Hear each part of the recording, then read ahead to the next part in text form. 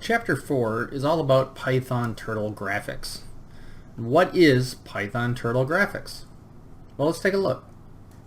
This chapter is going to introduce you to the turtle class, and then we're going to use that turtle class to explore some basic programming concepts. So why are we using turtles, and what are turtles?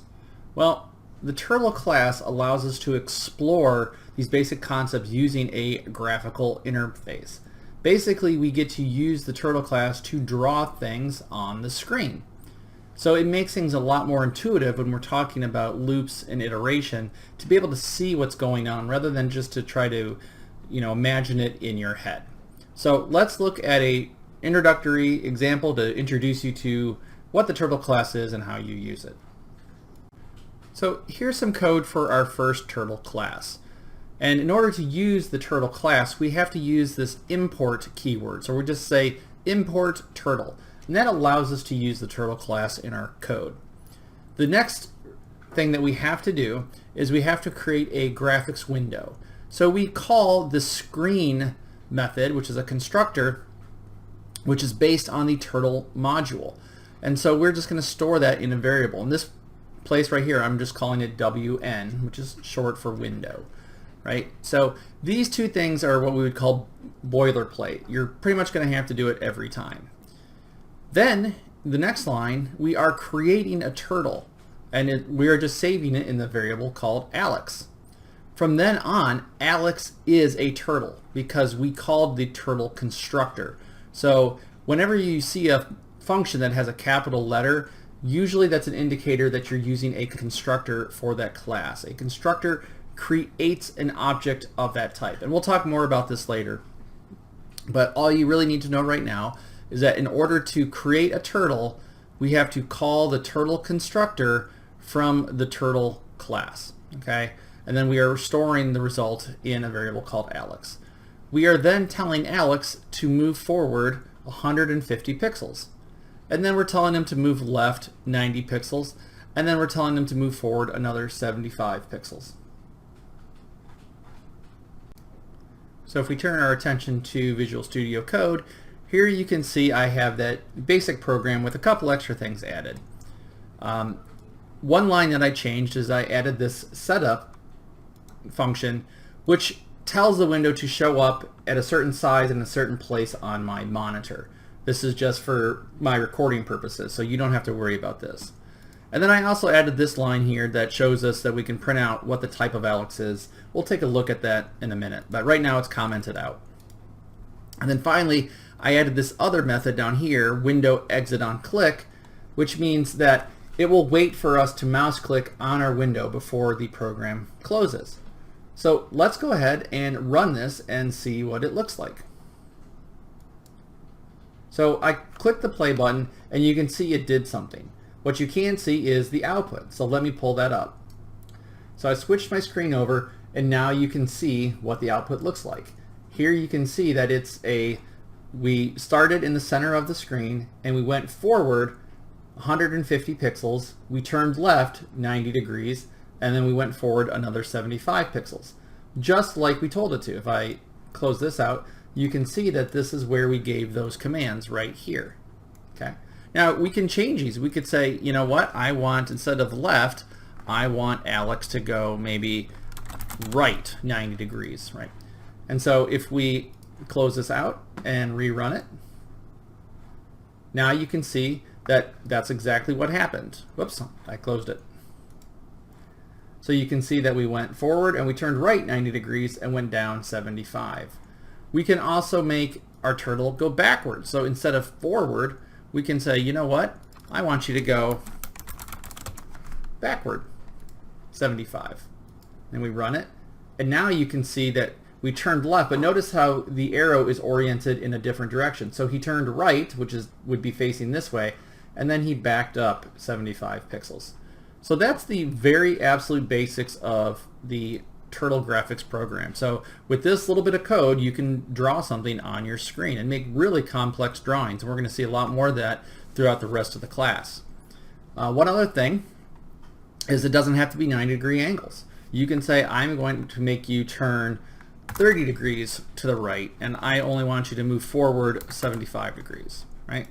So if we run this, now you can see that it turned right 30 degrees, which would have been this way, and then he backed up.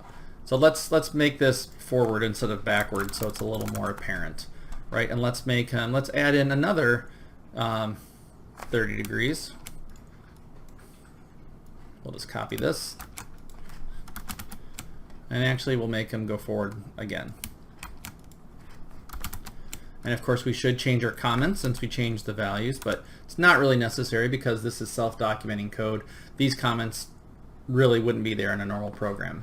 So let's go ahead and run this again. And there you can see he went forward, and then he turned 30 degrees, and then he went forward again, turned another 30 degrees, and there he is, right? So that is a very basic introduction to the Turtle program.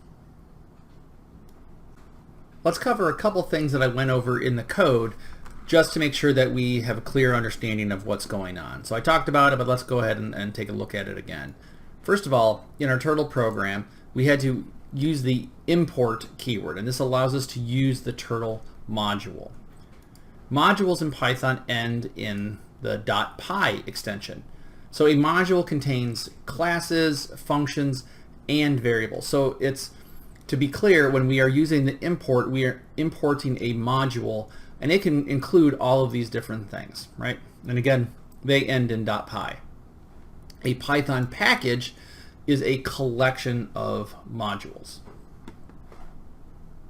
In our program, we also had to create a screen or a graphics window which allowed us to display the turtle. Okay, if we didn't have this here, we wouldn't see anything. And then we also had to create a turtle object, and we just stored it in a variable named Alex.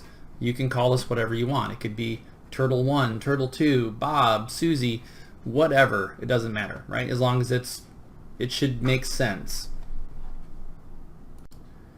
We are calling these functions off of the module that we imported. So we imported the turtle module, and we are calling the screen function.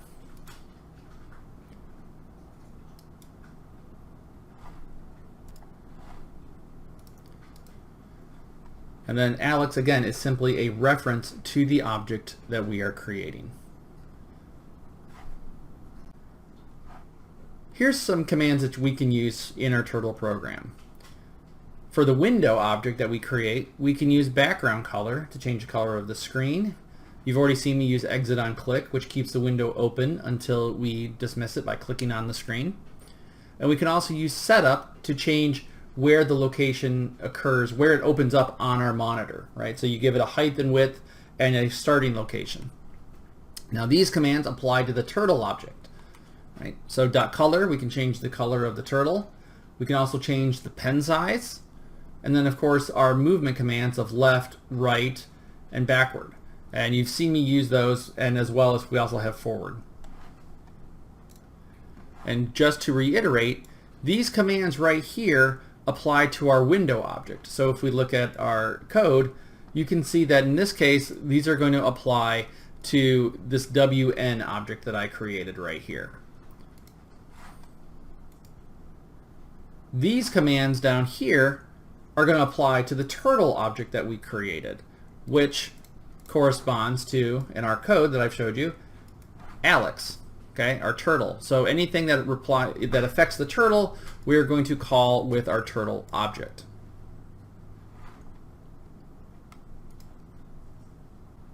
So for practice, what you should do is create your own turtle program to draw a letter of the alphabet. And you can use these commands, forward, left, right, or any of the other ones that I showed you. And here's a little bit of starter code to get you going. So why don't you go ahead and pause the video and see if you can make a turtle program that actually draws a letter of the alphabet. And if you're having problems getting Visual Studio Code to work, you can also use the Runestone website or your textbook to run this code itself. So if you click up here at this little arrow, or excuse me, the little pencil icon, it brings up the active code editor. And you can say I've already pasted in the starter code that I gave you. So here you can see that I can actually save and run the program, and you can see the turtle draw in real time. And in this case, you don't need to use the exit on click, and we can get rid of this. Let's clean up our code a little bit, right? So you can save and run it, and it will stay open until you close out the window, right? But if you open it back up, the code that you had previously typed in is still there. So you don't have to run it in Visual Studio Code, but I prefer it, but this is here as an option for you to use as well. So go ahead, try to make a letter and make sure that you can get something to draw on the screen. The cool thing about objects is that we can have multiple objects at the same time. So in this case, we can use them to create multiple turtles, or a herd of turtles, if you will. So you can see in this example code right here, we're creating one screen object, but two different turtles. We're creating a Matt and a Cisco. And we are changing the color of Cisco, but not Matt. And then we're moving Matt forward, and we're moving Cisco backward. And I mentioned this earlier, but I want to reiterate that these functions right here are called constructors, and they are what actually build the objects that we're going to use. So let's see what this code looks like. And at any point, feel free to type this code in yourself just for the practice and see what happens. So here you can see some example code in our Visual Studio Code, and we are creating multiple objects. We've imported our turtle module, and we are going to use them, right? In this block of code, we are configuring our turtles, right? Notice how I broke them down into individual sections, so it makes it kind of easier to see what's going on. So here we are making a red turtle and a blue turtle, and I've also introduced this function called speed, which allows us to change the speed of the turtle.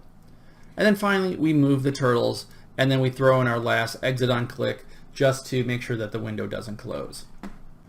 Notice also that I didn't use this setup function right here, so it's going to change the way that our output looks.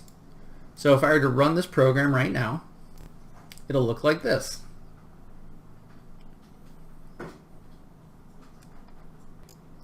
Let's run it again so you can see the full thing.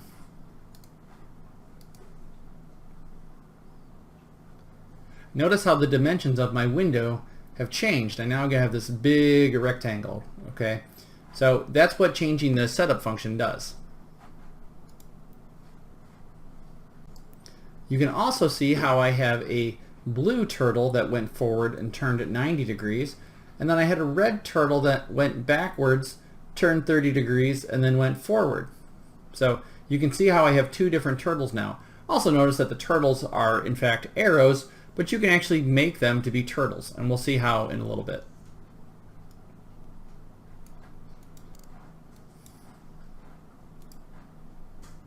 Now, I would like to turn your attention to the turtle documentation. Here you can see the docs.python.org website, where it has all of the documentation for Python listed.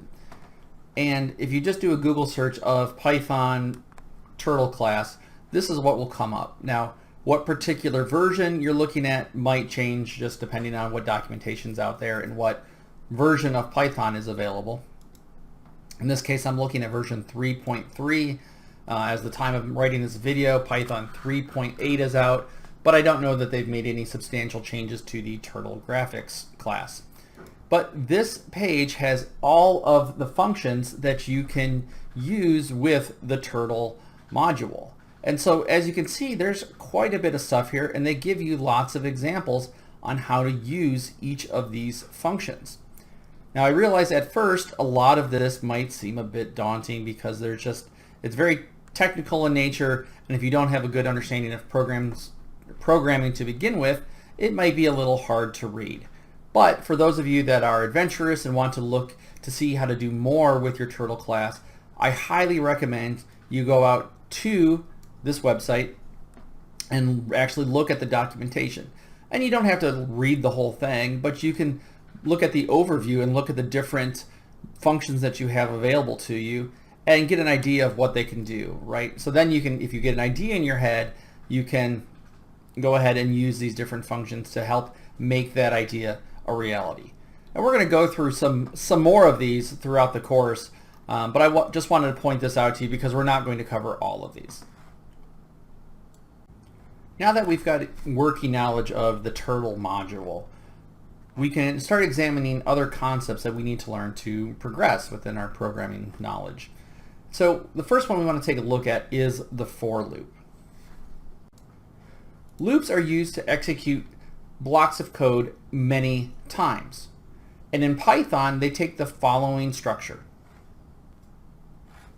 We're going to have for some variable in some sequence, and this is the actual text that you're going to type into Python for, and this is a kind of like a fill in the blank here. This says we're going to have a variable that we're going to plug in here, and then we're going to have some kind of sequence that we're going to plug in here, and then followed by a colon. We're going to execute this block of code right here, and we call this the loop body, right? Now in Python, we have to be very specific with our indentations because we don't use parentheses to set off different blocks of code. So when we have a for loop, we are going to have our colon, and then the next line over is going to be indented, usually 4 spaces, can be 2, just depends on how it's set up, or 1 tab. So you're going to have your indentation and everything that's going to be indented at the same level for that loop, right?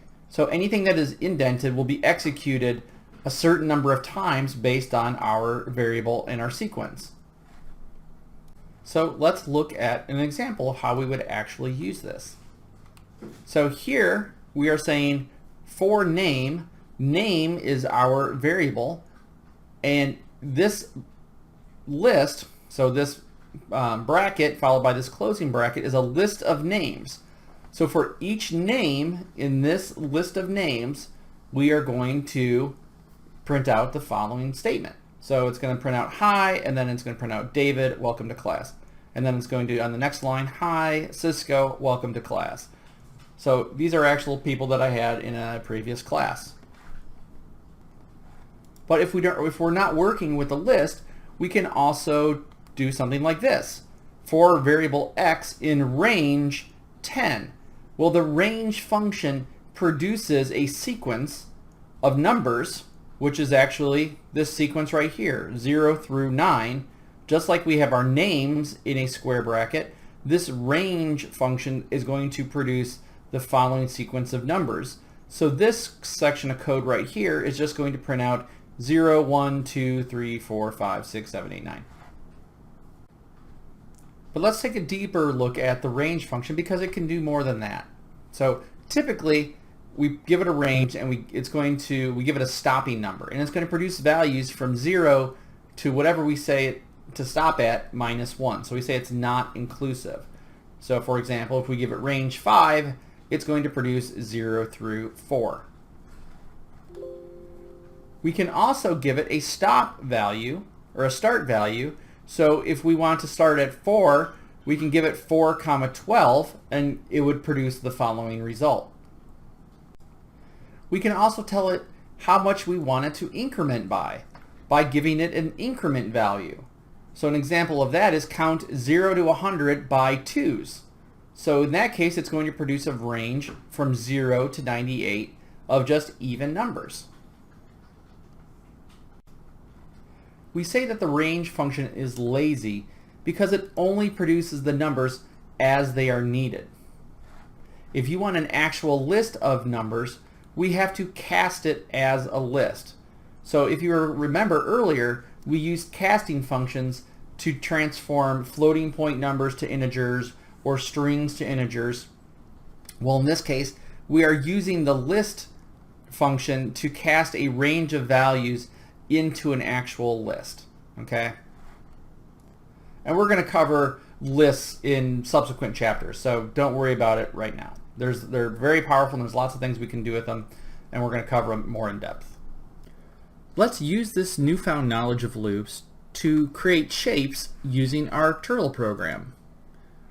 So we want to take this starter code and use a loop to make a shape with n sides, right? So how do we do that? Well, let's first start off with the starter code. So here we have the starter code more or less inside of our editor. You can see here we're doing the usual setup of it, where we're importing the turtle module, we're creating our window, I'm setting it to a specific spot on my screen, and then we're creating a turtle. And then what we're going to do is we're going to loop 4 times, because for x in this list of numbers, this sequence, so we've got 0, 1, 2, 3, so that's 4 times. We're going to move the turtle forward 100, and then we're going to turn it to the left 90 degrees, and then we're going to move forward 100, and then we're going to turn to the left 90 degrees. So if we do this 4 times, we should end up with a square. So let's take it for a test drive.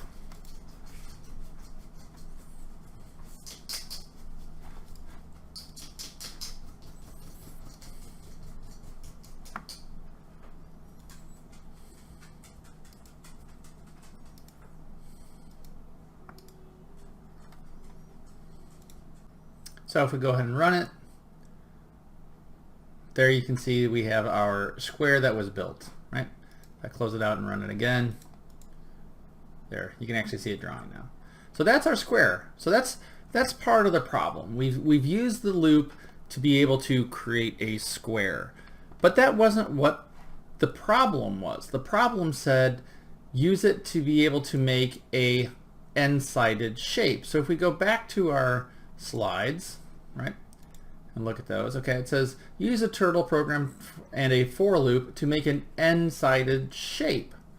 Okay, so now we have to think about how do we do that, right? And so how do you make a shape with n number of sides? Well, if you think about it, how many degrees are in each angle on a square? Well, it's 90, right? So to get the number of degrees that we have to make, we simply are going to divide 360 by the number of sides that we want. So let's modify our program to make that a reality. So what we're going to do is we want to create a constant called sides, right? Because it makes sense. Or it could be n sides, right? Or it could be number of sides, something like that. And we want to put in a number. Okay, so we could use 4 for now just to test it out. And now we want to be able to make sure that we are looping for the correct number of times. And if you recall, to do this before, or in the previous slides, we would do x in range. So we would use the range function and we would give it a value. So in this case, since we want to loop 4 times, we want to do it for the number of times in sides. So sides right now is equal to 4. So this is going to produce a sequence that is 0, 1, 2, 3. Now we don't actually care about the value x, it's just we are making it disposable, but we want to execute this at the certain number of times, right? Now the only other difference here is our angle. So our angle is going to be slightly different. This is going to be 360 divided by the number of sides that we have. So if we go ahead and run this, we can test to make sure it works. So there you can see we have our square that was produced, right? Now the beauty of this is we can change it. What if we wanted to say, well, let's make a pentagon, right? So let's get rid of that guy and we will change the number of sides we have to 5. Now all we had to do was change our code in one place, and if we run it again, you'll see that our turtle drew a pentagon. And we could make this a 20-sided figure, right? So if we go ahead and clear our turtle and run it again. Now, of course, we made our size really big, and so it was bigger than what our window. So we could change it. We could make a constant, and we could say length is equal to, we'll say 20, right? And so now instead of moving forward 100, we can just move forward length. And so if we execute this again, whoops, I accidentally clicked something, made a typo. All right, there we go. Let's go ahead and run it again. And there you can see we have a 20-sided figure, which happens to look a lot like a circle. So let's take it down to 10. There you go. And we could even make the length a little bit longer now. So you can see just by using variables, we are able to make our program a lot more robust. We can take it a step further though and make it so that way it's easier to change the length of sides. What if instead of hard coding it in, we said, well, you know what? We want to get user input. So here, instead of sides, giving it a value, we could say, well, I want to take the integer of user input, and we'll give them a prompt of enter number of sides. And now, if they actually enter a number that can be converted, the sides will be that. And for length, we can do the same thing. We can say, well, let's do input number, instead of number of sides, it's going to be the length of sides, right? And so now our program is dynamic. We don't have to go back in and change the code. We just have to input what it is that we actually want. So you can see here it pops up because we created the screen, and now it's waiting for us to type in our number of sides. So let's put in, we're going to make it 7, and we're going to make the length of the sides 25. So now you can see it drew a 7-sided figure with a length of 25 each. And we can run it again.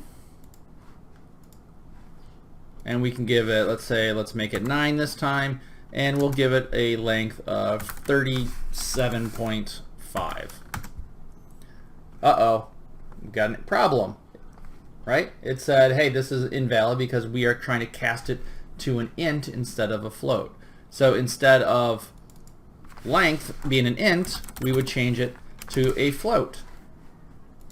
Now if we run it again, and we give it the same thing, 9, 37.5, there you can see that we've got a 9-sided figure with an approximate size of 37.5 pixels per edge. So that's just a quick example of how you can make your programs more dynamic by changing hard-coded values into user input. Now that we've seen a for loop in an actual program and you've gotten a kind of a taste for it, let's talk a little bit more about the flow of execution for the loop. So here's our flow chart for the loop. We're going to enter into this flow chart and we're going to say, hey, have all the items in their sequence had their turn? So in our list of things, have we gone through each one? If not, we're going to assign the next thing in the loop to the variable, and then we're going to execute all the statements in the loop body, and then we're going to repeat the process over and over and over again until we have gone through all of them in the sequence, and then we will exit the loop. So we call this control flow or flow of execution. And like I said previously, each time we enter into the for loop, we are going to execute each one of these lines sequentially. That means we're going to do it one after the other, after the other, after the other. When we go over each body of the loop, each number of times, we are iterating over the loop. So this simplifies the process of going through the loop. It allows us to iterate over a collection of items. As we've talked about previously, we saw how we had a collection of numbers, 0, 1, 2, and 3, and 4. But we can actually use those items. We don't have to just discard them as a counting mechanism. We can actually use the values that are stored inside of the list to modify how our each loop iteration works. Let me show you an example of what I'm talking about. Here you can see we've got a turtle set up, and we are going to iterate over a collection of strings, and each string is a different color. And we also have these methods with the turtle class that allows us to change the color of the turtle. So for each color, we are going to change the color of the turtle, move it forward, and then turn it left. So let's run it and see what it looks like. So here I have the code that we want to run, except for I changed yellow to green because yellow doesn't show up very well in video. Now let's go ahead and run it. Go ahead and paste in my setup real quick so it changes the size. And let's run. So there you can see it makes a green line, and then a red line, and then a purple line, and then a blue line. So that might be a little bit hard to see. So let's change the pen size while we're at it to make it a little bit thicker. So since we don't need to do this with every iteration of the loop, I'll just come up here to where we set up Alex, and we'll add it in right there, right? So we'll go ahead and move this. We'll put this with our window object, so that way we're keeping our turtle stuff together, we're keeping our window stuff together, and down here is our actual body of the loop. So if we go ahead and run it, now you can see that we've affected the size of the color, or excuse me, the size of the pen. Now we can also do other fun things with it. We could say, let's make the size of the line for each color the square of the length of the number of letters in each word. So we could say alex.pen size is equal to the length of the color, so a color is our variable, right, times the length of the variable. And so right now we are missing something. And it was just unhappy that I was mixing tabs and spaces because I pasted in the code from my PowerPoint. So I fixed that, and so now let's go ahead and run it and see what it looks like. So there you can see how we've adjusted the pen size with each iteration of the loop. You can see that red is 9 pixels wide, right? And then we've got purple, which is going to be 36 pixels wide. We've got blue, which is going to be 16 pixels wide. And green is 25 pixels wide. I guess we started with green, so it's green, red, purple, blue. So that shows you right there how we can dynamically change our program based on various inputs as well. Now it's your turn to actually apply this knowledge that you've seen. I've given you all the tools. What I would like you to do is to create a program that will create 4 different objects using different colors. Okay, so I want you to write a program that will draw 4 shapes of different colors. And I want you to make sure that they don't overlap so that way you can actually see them. So when you're done, it should look something like this. So here you can see that I have drawn an octagon of 4 different colors, and they don't overlap. So I want you to go ahead and see if you can figure this out on your own. I'm not going to show you the code. Maybe if you ask in the Q&A, I'll post it separately.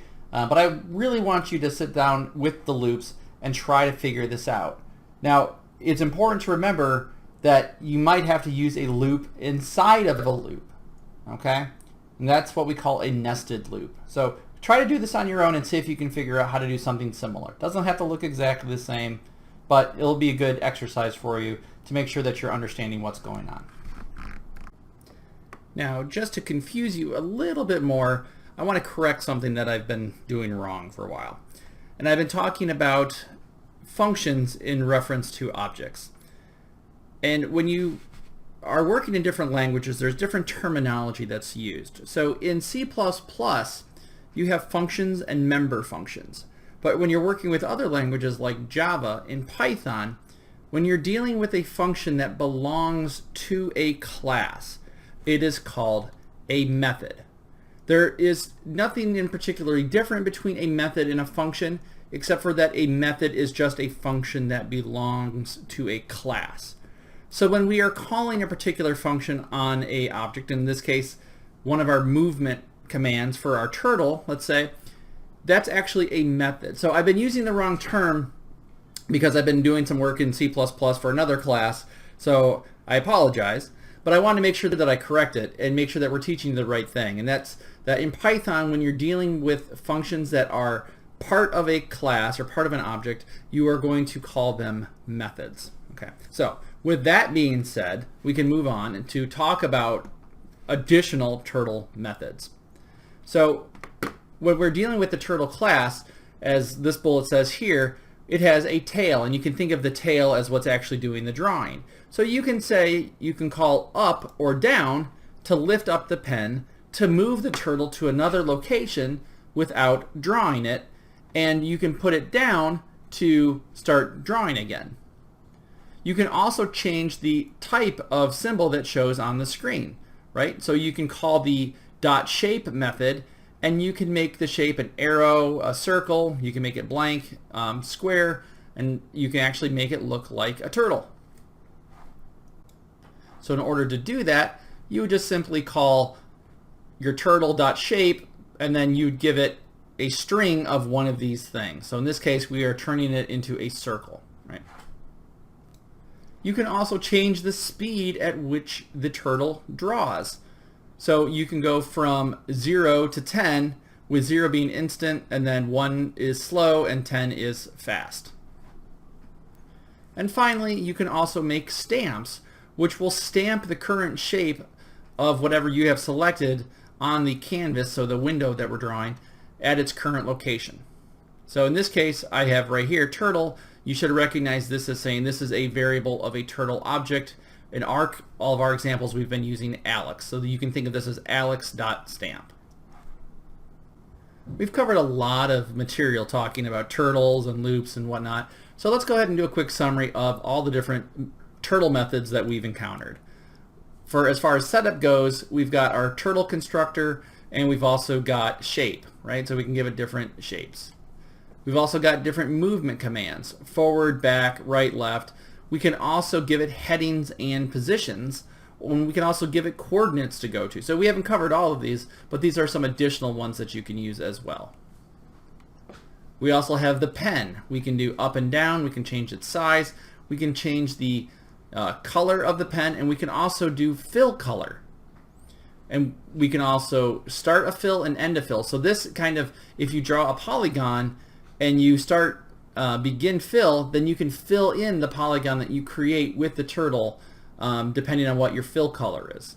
And finally, we also covered stamp, which allows you to create a stamp of the turtle at the location that it's currently at.